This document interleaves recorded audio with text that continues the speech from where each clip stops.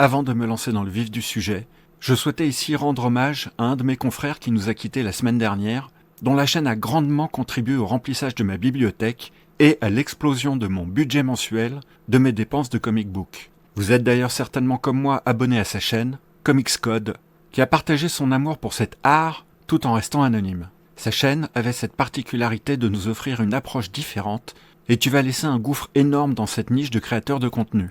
Pour toujours dans nos mémoires, toutes mes condoléances à sa famille, ses proches et à tous ceux qui ont été marqués par sa contribution généreuse sur YouTube.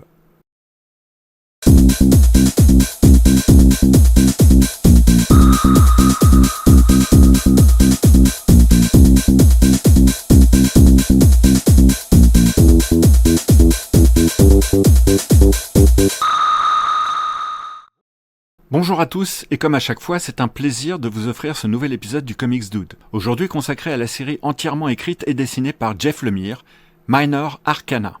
Faisons un rapide tour d'horizon pour ceux qui ne connaissent pas encore Jeff Lemire. Il est l'auteur de l'un de mes comics préférés dans mon top 10, Gideon Falls. Il s'est fait connaître avec son Essex County et surtout son Sweet Tooth, connu pour sa série Netflix, bien qu'assez éloigné de l'œuvre originale. Son roman graphique de science-fiction Descender, ses deux pépites à la fois puissantes, dramatiques et poétiques, Le Labyrinthe inachevé et Family Tree. Il est également l'auteur de Trillium, Snow Angels, pour ne citer que cela. Et pour ceux plutôt orientés super-héros, c'est son Joker Killer Smile qu'il faut retenir. D'ailleurs, voilà une idée pour une prochaine vidéo. Mais revenons à Minor Arcana tome 1, sorti le 29 janvier aux éditions Delcourt, qui regroupe les 5 premiers floppies US de la série, dans un volume relié avec un certain nombre de pages, n'ayant pas trouvé d'infos à ce sujet sur la toile, au prix de 17,50 €. Minor Arcana est une série fantastique et mystérieuse qui mêle vie de petite ville, relations familiales et surnaturelles, le tout avec une forte inspiration tirée des tarots.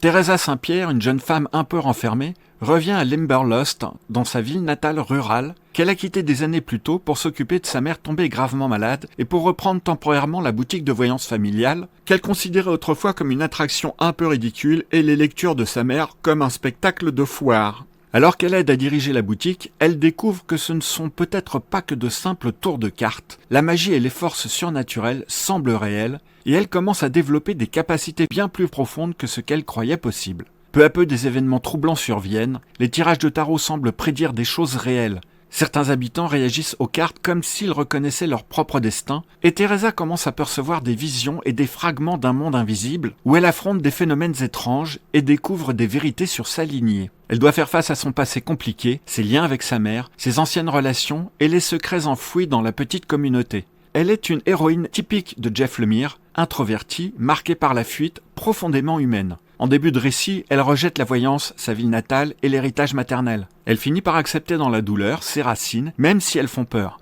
Elle n'est pas une magicienne toute puissante, son pouvoir est instable, émotionnel et étroitement lié à ses blessures. La série est structurée autour des suites du tarot et chaque arc reflète les archétypes et symboles des cartes dans la vie des personnages. Ce premier tome s'intitule « Le Fou ». Comme dans beaucoup d'œuvres de Lemire, le quotidien de la ville est aussi important que les éléments fantastiques. On y voit des relations humaines, des regrets, des chagrins et des réconciliations se mêler à l'étrangeté magique.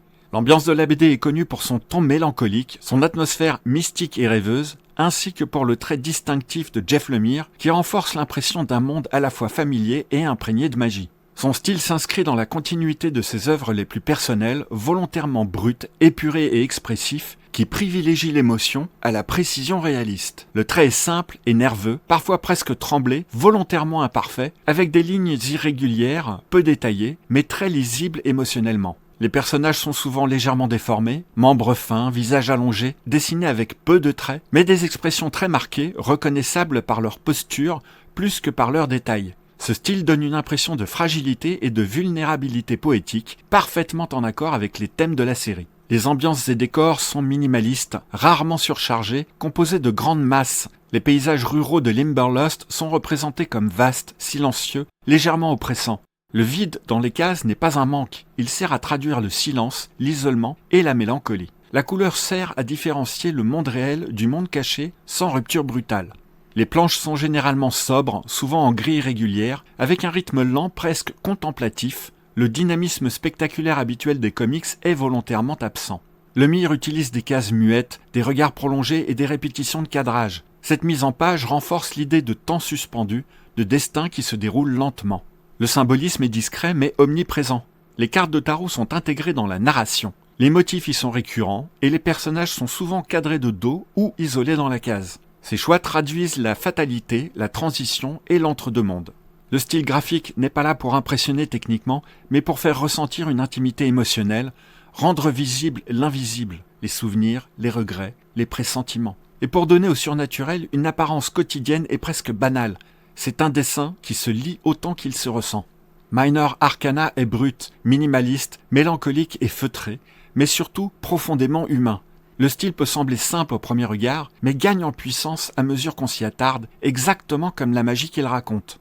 Oui, c'est une série et j'ai trop souvent mentionné le fait que je n'aimais pas. Peut-être est-il temps d'accepter que certaines arrivent à me convaincre, en tout cas tant que je ne trouve pas qu'elles commencent à tourner en rond. On verra bien jusqu'où j'arriverai à tenir. Voilà pour Minor Arcana. J'espère que vous aurez eu autant de plaisir à découvrir ce titre que j'en ai eu à vous le présenter. Vous savez quoi faire si cette vidéo vous a plu, si vous découvrez cette chaîne pour la première fois et appréciez mon travail. Déjà 200 abonnés en moins de 2 ans. Merci à vous et n'hésitez pas à partager pour m'aider à faire grandir cette chaîne qui commence à peine à être remarquée par les éditeurs.